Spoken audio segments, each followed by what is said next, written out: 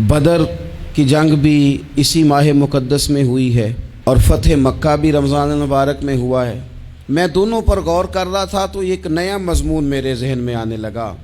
बदर की जो जंग है उसमें भी एक अजीब इनकलाब आया है कि 313 ने 1000 से मुकाबला किया, और जिन 1000 से मुकाबला किया वो असलहे से लैस थे, और ये जो 313 हैं इनके पास 6 ज़िरहें, 8 तलवारें, चंद घोड़े।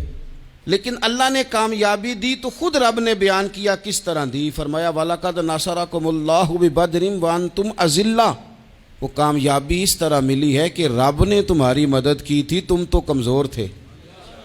अल्लाह ने बदर में तुम्हारी मदद की, तुम जीत गए। वलक़द नसरकुमुल्लाहु बिबदरिन व अंतुम अज़िल्ला। अल्लाह ने बदर में तुम्हारी मदद की, तुम तो कमज़ोर थे।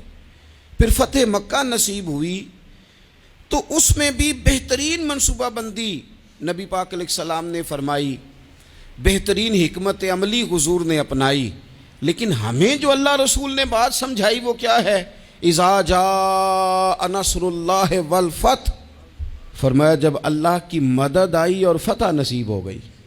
ये अल्लाह ने मदद फरमाई तुम्हारी, यहाँ भी फ़तह मक्का भी अल्लाह की मदद से, जंगे बदर भी अल्लाह की मदद से। वो जो मदद है अल्लाह ताला की, जब वो हम ये करते हैं कि हम अपनी सारी ज़िंदगी सियासत की नज़र कर दें। हमारी सियासत सिर्फ़ मुल्क में नहीं होती, हमारी सियासत ख़ानदान में भी होती है। हम घर के अंदर भी सियासत करते हैं। हम किसी ख़ास तरीके से लोगों को अपने पीछे चलाना चाहते हैं। हम एक ख़ास उसलूब इख्तियार करते हैं कि लोग हमारे पीछे चलें। उसका नुकसान हमें ये होता है कि सियासत जो होती है ये शतरंज के हेर फेर की तरह होती है।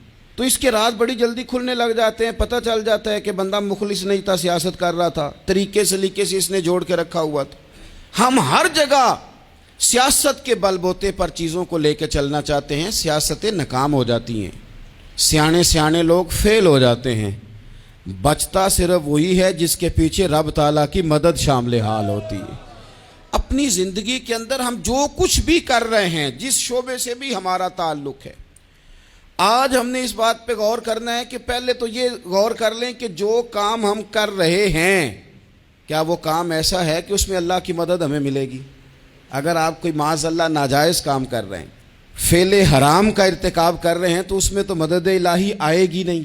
पहले तो ये देखें जो कर रहे हैं वो काम मदद इलाही वाला है, और अगर अल्लाह ताला की मदद वाला वो काम है फिर उस पर गौर करें कि क्या हमने मालिक से मदद का सवाल किया है, हमें मदद मुयस्सर आ रही है। वो मैंने बुज़ुर्गों से एक बात सुनी थी, वो बड़ी याद रह गई। वो फरमाया करते थे काबिलियत भी बड़ी चीज़ है लेकिन कबूलियत सबसे बड़ी चीज़ है।